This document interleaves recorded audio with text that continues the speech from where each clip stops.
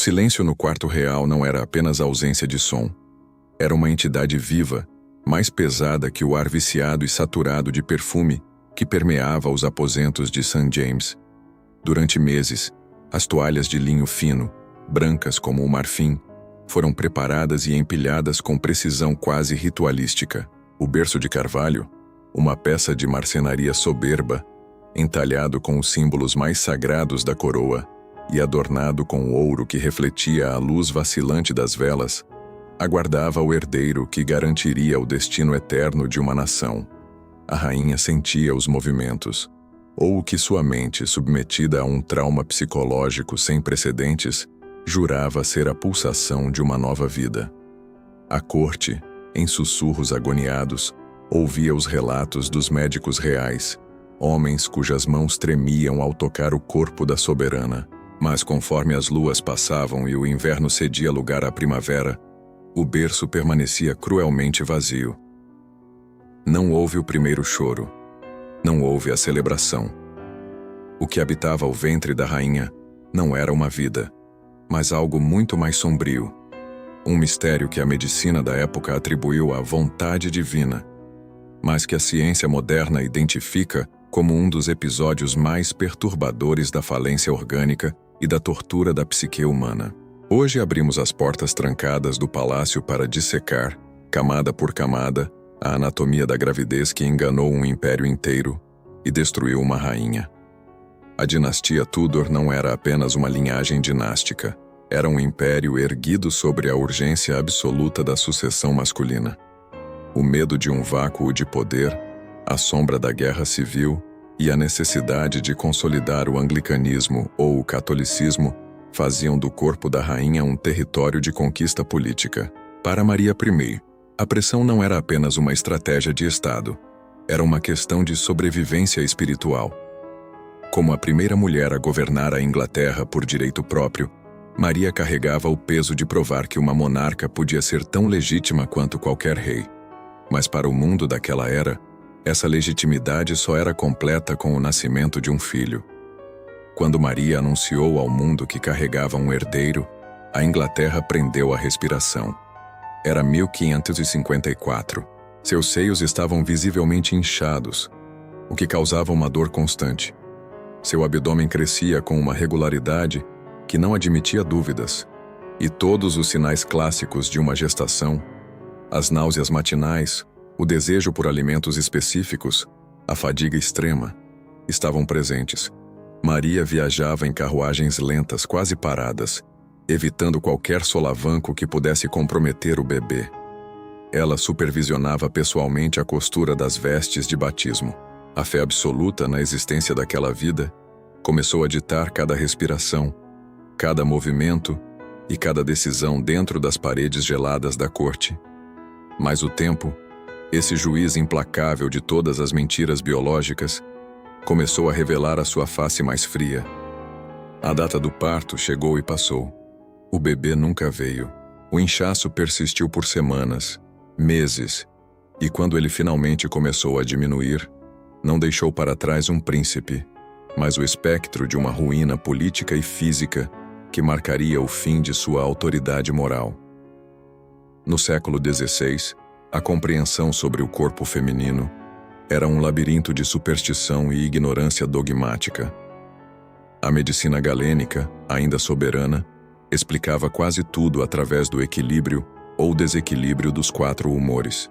Quando Maria apresentava o inchaço abdominal, seus médicos, em um ato de covardia ou conformismo, interpretavam aquilo como uma fartura de vida. Eles não possuíam o benefício da tecnologia. Não havia exames de sangue, não havia ultrassom para detectar o vazio absoluto, onde deveria existir um coração batendo. Eles eram reféns da palavra da rainha e da inspeção visual. O que Maria vivenciou foi um fenômeno clínico que a medicina moderna classifica como pseudociese, a gravidez psicológica severa.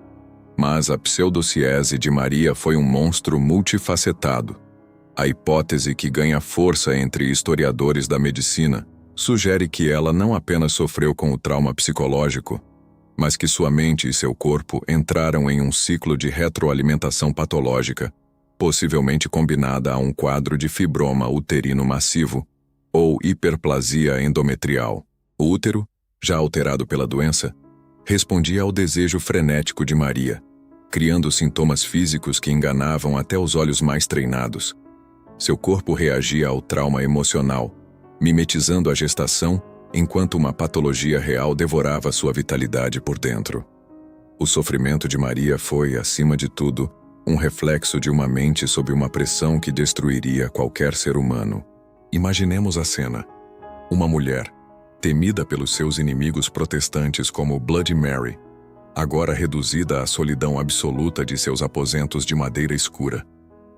Ela sentia o abdômen distendido, a dor constante, um peso que parecia puxar suas entranhas para baixo, e a humilhação pública de ter anunciado um milagre que se transformava em uma farsa médica. O abdômen não era apenas um sintoma. Era um campo de batalha onde a biologia falha lutava contra uma necessidade desesperada de ser mãe em um mundo que só a via como um veículo de poder, um ventre destinado a perpetuar uma dinastia. O horror médico aqui é o isolamento, o silêncio cúmplice. Os médicos, temerosos de contrariar a autoridade real, uma sentença de morte, em muitos casos, se a rainha sentisse que sua fé era posta em dúvida, reforçavam a ilusão. Eles falavam sobre a saúde do bebê, enquanto a rainha definhava. É um dos casos mais tristes de negligência médica e pressão psicológica na história europeia. A distensão abdominal era tão real, tão visualmente inegável, que Maria, em momentos de delírio febril causados pelo estresse e pela possível infecção crônica, descrevia sentir os chutes de uma criança que nunca existiu. Ela vivia uma realidade paralela, alimentada pelo medo paralisante de seus subordinados, que preferiam ver a monarquia ruir a serem os mensageiros da verdade. Ao olharmos para a trajetória final de Maria Tudor, vemos que o seu declínio não foi apenas político. Foi uma degradação física lenta e metódica. Após a desilusão final da gravidez fantasma, sua saúde entrou em um estado irreversível. As notas médicas de seus últimos dias descrevem uma fraqueza extrema, febres intermitentes e uma dor pélvica aguda que sugere que o tumor, ou a patologia uterina que causou o inchaço original, nunca foi tratado, espalhando-se ou evoluindo para um estado de caquexia fatal. O palácio, antes um centro de poder absoluto, tornou-se um hospício de sombras e odores de doença. As janelas mantidas fechadas contra o ar da Inglaterra abafavam o cheiro metálico da decadência que começava a exalar da monarca. Ela foi consumida pela própria expectativa. A Inglaterra, que esperava um salvador da fé, viu sua rainha se transformar em uma figura fantasmagórica, vagando pelos corredores do palácio, carregando o peso de um ventre que era um monumento à sua própria tragédia. O que os médicos descobriram, após sua morte em novembro de 1558, não foi um infanticídio ou uma maldição, mas a prova biológica de um corpo traído pela própria mente e por uma patologia uterina silenciosa que a corroeu por anos. A verdadeira maldição de Maria não veio do céu, mas da falha técnica da biologia humana. O legado desta história é o medo do desconhecido e a fragilidade do poder. Por séculos, o ventre de Maria foi usado como piada cruel por seus inimigos políticos, uma arma para deslegitimar seu governo. Mas, sob a lente da medicina moderna, é um estudo aterrorizante sobre como o estresse extremo e o trauma podem induzir mudanças fisiológicas brutais no organismo. Maria Tudor não foi apenas uma rainha. Ela foi a vítima de um sistema que exigia o impossível de seu corpo. Ela foi triturada pelas engrenagens de um trono que não tolerava a fragilidade humana. Ao revelarmos a verdade, despimos o mito de Bloody Mary e encontramos uma mulher que morreu definhando, com o corpo exausto pela luta contra uma sombra biológica. A história dela nos ensina que, mesmo no topo da hierarquia social, ninguém está a salvo da falência dos tecidos, da dor secreta e do horror de descobrir que aquilo que você mais desejava nunca foi, de fato, real. A agonia de Maria é um eco de todos os que foram forçados a sustentar uma mentira, enquanto o próprio sangue se tornava seu inimigo.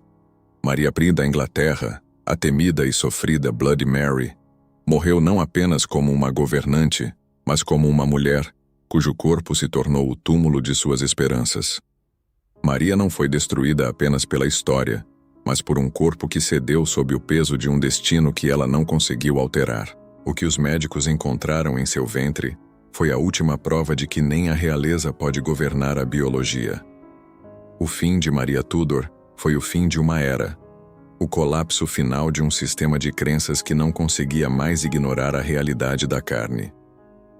A história dela, registrada em pergaminhos empoeirados, é um lembrete vívido de que a verdade, por mais cruel que seja, acaba sempre por encontrar o caminho da luz.